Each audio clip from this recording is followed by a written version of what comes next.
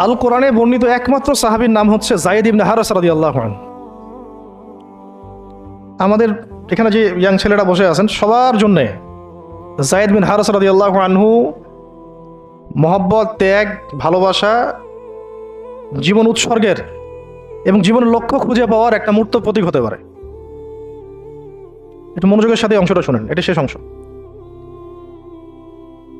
একমাত্র সাহাবী আল কোরআনে বর্ণিত যার নাম আল কোরআনে এসেছে তিনি হচ্ছেন যায়েদ বিন হারেসা রাদিয়াল্লাহু আনহু। তার বাবার নাম হারেসা।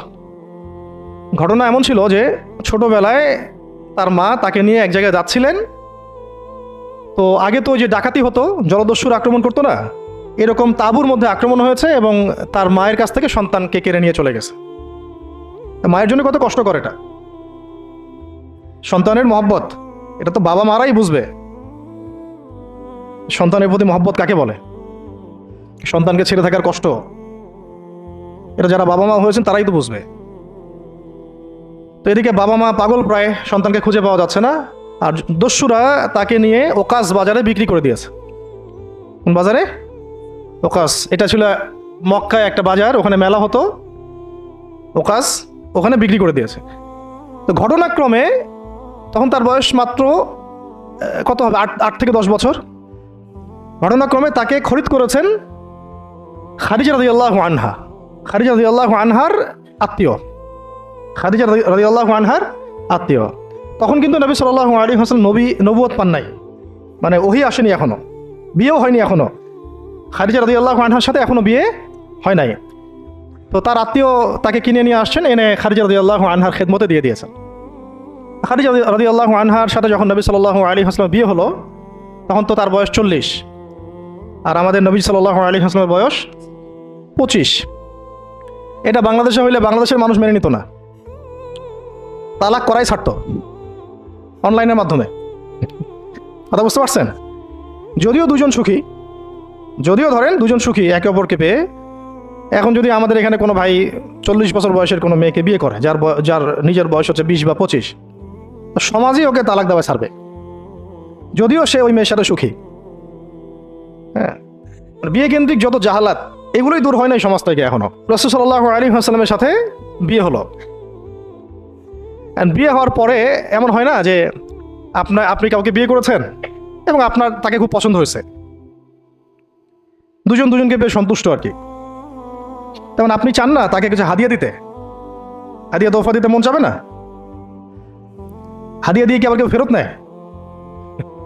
তো হাদিয়া তোফা দিতে তো মন চাবে।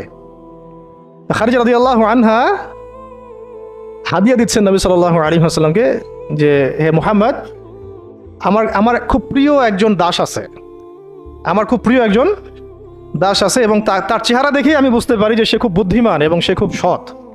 চেহারা দেখলে বোঝা যায় না মানুষের? চেহারা কিন্তু কথা বলে, চেহারাও কথা বলে, তবে দেখার চোখ থাকতে হবে, দেখার মতো চোখ থাকতে হবে।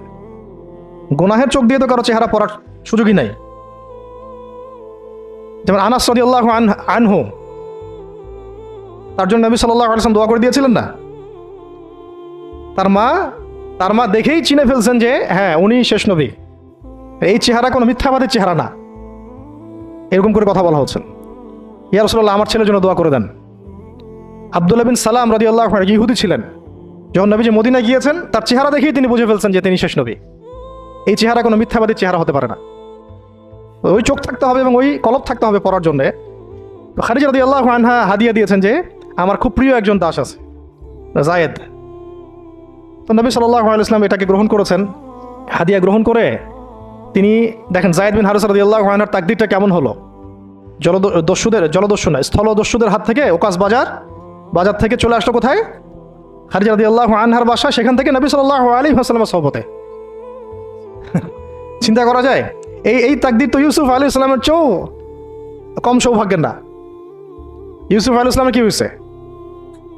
ভাইয়ের ষড়যন্ত্র, সেখান থেকে কূপ থেকে রাজপ্রাসাদ, সেখান থেকে জেল থেকে আবার রাজপ্রাসাদ, তারপরে তো পুরো মিশরের বড় একটা অংশের রাজনৈতিক দায়িত্ব, এবং সেখান থেকেই বনু ইসরাইল পরে আবার মিশরে আসলো। অন্য একদিন আলোচনা করবো ইনশাল্লাহ।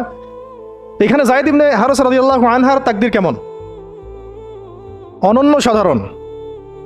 এত এত চমৎকার যে এটা তো ঈর্ষণীয়। আলী রাদিয়াল্লাহু আনহু ছাড়া এমন তাকদীর তো মনে হয় আর কেউ পান নাই, যে নবী সাল্লাল্লাহু আলাইহি ওয়াসাল্লামের ঘরের মধ্যে তিনি সবসময় তার সাথে তার খেদমত করছেন।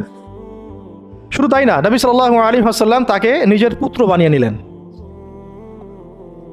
যায়েদ আমার পুত্র, যায়েদ আমার ছেলে। দাস রাখলেন না।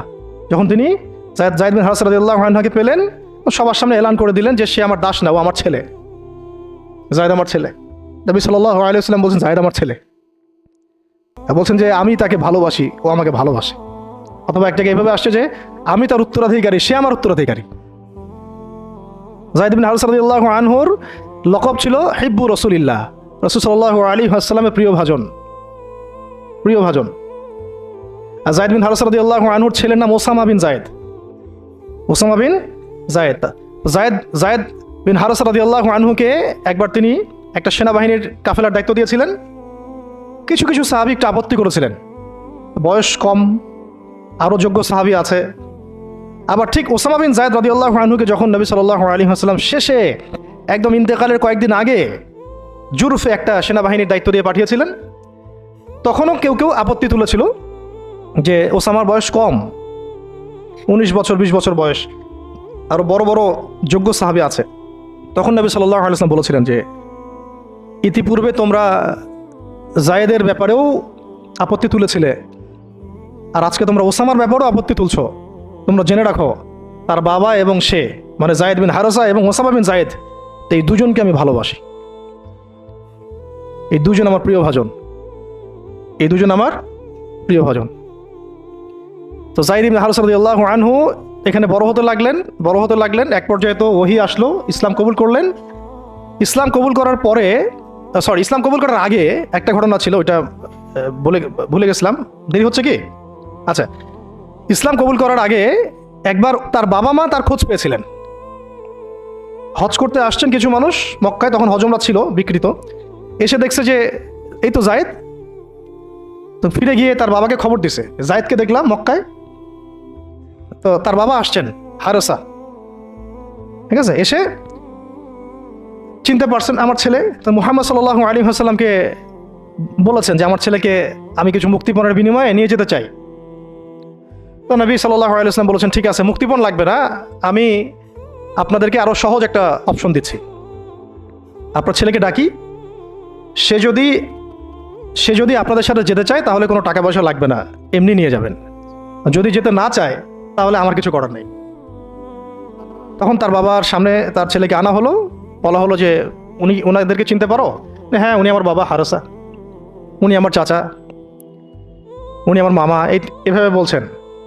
তো তার বাবা বলছেন যে আমার সাথে চলো বাসায়।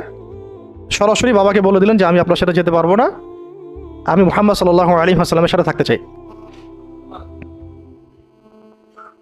তো বাবা বলছে এ কেমন কথা? নিজের বাবার সাথে যাবা না, নিজের বাবার পরিবারে যাবা না, বাবার ঘরে যাবা না, উনি তো তোমার আপন কেউ না। যায়েদ বিন হারেসা রাদিয়াল্লাহু আনহু বলছেন যে আমি তার মধ্যে এমন কিছু দেখেছি যে আপনারা কেউ দেখতে পারবেন না। এটা সম্পর্ক, মহব্বত, এগুলোকে সম্পর্ক বলে, মহব্বত বলে। অথচ কেউ কাউকে চিনে না, মানে কেউ কারোর সাথে কারো রক্তের সম্পর্ক নাই। আর নবী সাল্লাল্লাহু আলাইহি ওয়াসাল্লাম তাকে বললেন তখন যে যায়েদকে আমি মুক্ত করে দিয়েছি। যায়েদ আমার দাস না, যায়েদ আমার ছেলে, যায়েদ আমার ছেলে, আমি তার উত্তরাধিকারী, সে আমার উত্তরাধিকারী, আমি তাকে ভালোবাসি। তার উপাধি হয়ে গেল হিব্বু রাসূলিল্লাহ, রাসূলের প্রিয় ভাজন। সবাই তাকে এই নামে ডাকা শুরু করলো, রাসূলের প্রিয় ভাজন, রাসূল তাকে ভালোবাসে, রাসূল তাকে ভালোবাসে, রাসূল তাকে ভালোবাসেন। আর আমি বলছি রাসূল কে? সাল্লাল্লাহু আলাইহি ওয়াসাল্লাম, যাকে আল্লাহ ভালোবাসেন। রাসূল কে? যাকে আল্লাহ ভালোবাসেন। তো এখন যখন নবুয়ত প্রাপ্ত হলেন, তখন আপনারা তো সবাই জানেন যে প্রথম 13 বছর মক্কায় কাটানো হয়েছে। এই প্রথম 13 বছরে যে কি পরিমাণ নির্যাতন সহ্য করতে হয়েছে, এটা ভাষায় প্রকাশ করার কোনো কিতাব পাওয়া যাবে না। আর এটা লিখার মতো কোনো কলম নাই, কোনো হাত নাই। ওইগুলো নিয়ে আমরা ইনশাল্লাহ পরে কথা বলবো। আজকে শুধু একটা দুইটা জায়গা বলতেছি। একটা সফর ছিল তাইফের সফর। কিসের সফর? এই যে হুট করে শুনলেন তাইফের সফর। তাইফের সফরের আগে 10 বছর আছে। এই 10 বছরে এত নির্মম নির্যাতন সহ্য করতে হয়েছে, যেটা তায়েফ পর্যন্ত যেতে রাসূল সাল্লাল্লাহু আলাইহি ওয়াসাল্লামকে বাধ্য করেছে। মক্কার অবস্থা কোন ঠাসা, মানে অত্যাচার হতে হতে হতে হতে এমন একটা অবস্থা, সাহাবীদেরকে চোখের সামনে শহীদ করা হচ্ছে। বেলাল রাদিয়াল্লাহু আনহুকে এইভাবে নির্যাতন করা হচ্ছে, সুমাইয়া রাদিয়াল্লাহু আনহাকে মেরে ফেলা হলো, শহীদ করা হলো। গরিব সাহাবীদেরকে নির্যাতনের স্টিম রোলার চালা দেওয়া হচ্ছে। এক পর্যায়ে বাধ্য হয়ে অনেক সাহাবী আবিসিনিয়াতে চলে গেলেন, ইথিওপিয়ায়। আবার 3 বছর নবী সাল্লাল্লাহু আলাইহি ওয়াসাল্লাম এবং বনু হাশিমকে বয়কট করা হলো, মনে আছে?